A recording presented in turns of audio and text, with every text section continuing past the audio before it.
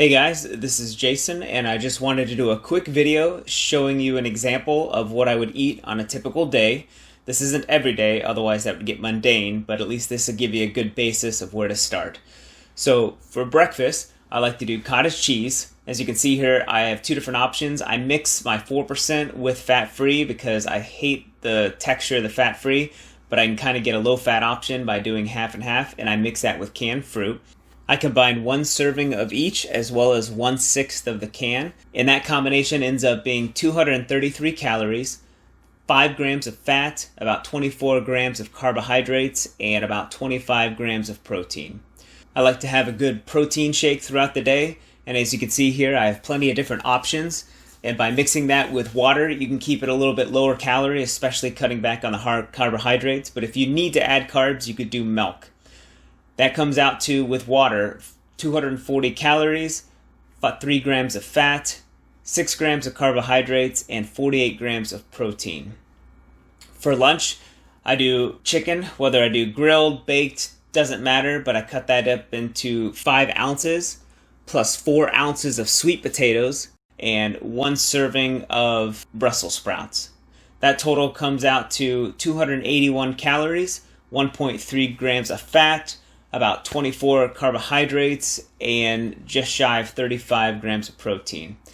Another great snack throughout the day is Greek yogurt with these different flavors.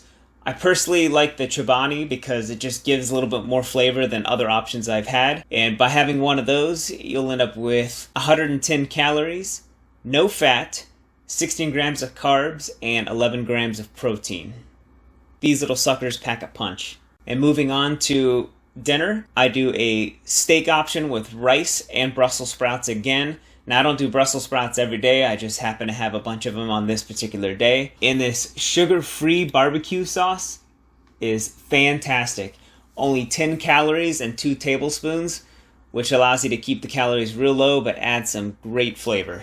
This meal weighs in at 455 calories, 8.3 grams of fat, 44 grams of carbs, and just under 50 grams of protein. Now, I have to mention that I get about 155 calories a day from some extras I add for vitamin water, for vitamins, which increases my carbohydrates a little bit, but it's the only way I can get myself to drink as much water as I need to.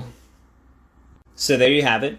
That is a complete meal plan for me for one day. Now, I am on a cut right now with about a 500 to 700 calorie deficit, so I try to hold off eating breakfast as long as I can, so that way when the hunger sets in, I'm not starving in between meals. And this will give you a total calories for the day of just shy of 1,500, protein right around 168, carbohydrates around 150, and fats right around 20. And as you can see here, my macronutrient split is right around where I want it, which is between 40 and 45% for carbs and protein, and I try to keep my fat somewhere between 10 and 15%, if not lower, but that's difficult to do. And for those of you who may need a little more calories in their diet or don't want as much of a deficit, this is a great breakfast option right here. Rice cakes with egg and egg white, as well as salsa.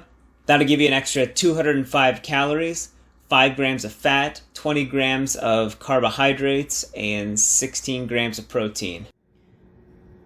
Egg whites with 1 egg, salsa, and rice cakes. It's a great, healthy breakfast.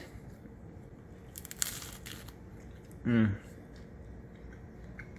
good. You should try it.